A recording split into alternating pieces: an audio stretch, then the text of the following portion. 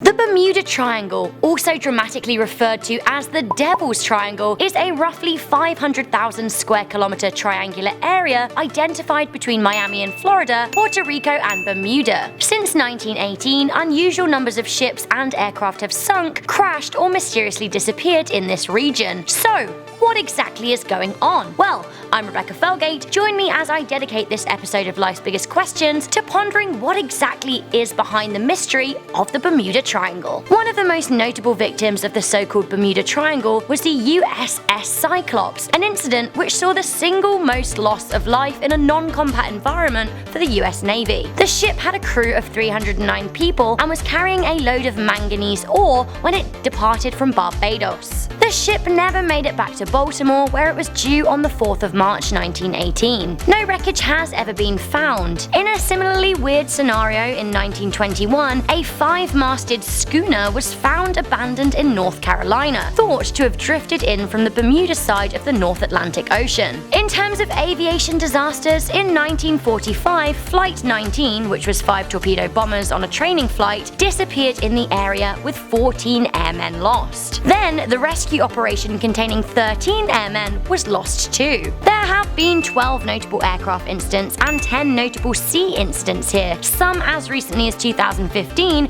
where a boat sank off the coast of the Bahamas, killing 33 people, and again in 2017 when Turkish Airlines flight TK-183 had to change directions over Cuba due to strange electrical problems. So, what could it be? Let's have a look at some of the theories. Firstly, electromagnetic and magnetic disturbances. Compasses use magnetic pull to point north. But weird things have gone in this area, with compasses going haywire. Some people think that there are magnetic anomalies in the area. Pilot Bruce Gernon, who had a crazy experience flying over the Triangle area, mentioned his compass going wild. Gernon also posed an interesting theory about electrical fog. Gernon was flying over the area in December 1970 when he was, as he described, followed by an electronic fog. Gernon describes the conditions as weirdly dull and grey, with a visibility of just 2 miles, yet they still couldn't see the ocean. Then, after eventually escaping the clouds, the pilot landed at Palm Beach 47 minutes after taking off from Andros Airport in the Bahamas, which was unprecedented in the 70s, leaving Gernon convinced that he had entered a time vortex. Gernon is one of the only living people to be able to describe an experience over the Triangle, with most of those involved in incidents missing or dead. However,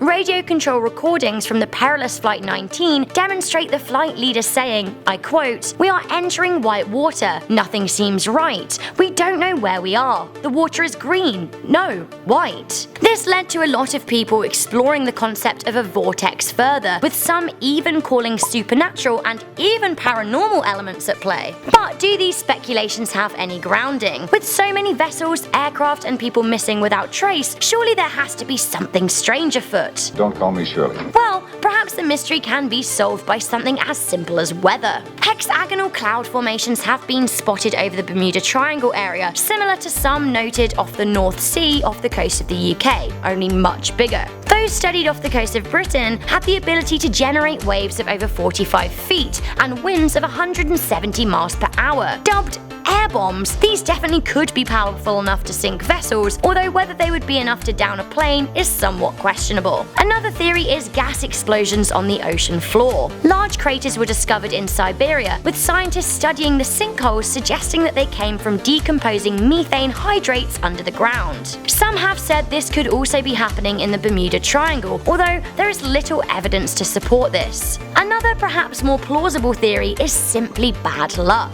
This part of the ocean is in frequent use as a trade route from North United States and Canada down to Mexico. And again, it's also a trade route from the southern states to the UK and Europe. Planes frequently fly over the area to routes to and from Florida to South America and Mexico, and of course Bermuda, Puerto Rico, and Cuba. Do the number of accidents correlate with the number of planes or ships using this part of the ocean? Well, Maybe. You do have to admit though, some of the stories are quite mysterious, although are they anything more than just fisherman tales? When it comes to the mystery of the Bermuda Triangle, I would put my money on a spate of bad luck in a very popular area. Yes, there could be weather bombs or underground gas explosions, although there isn't too much evidence to support that being a unifying factor. Of course, bad weather is always a factor in any sea or airfaring danger. But what of magnetic fields, time vortexes, ghosts or aliens? Well, maybe that's all just a manifestation of what we want it to be.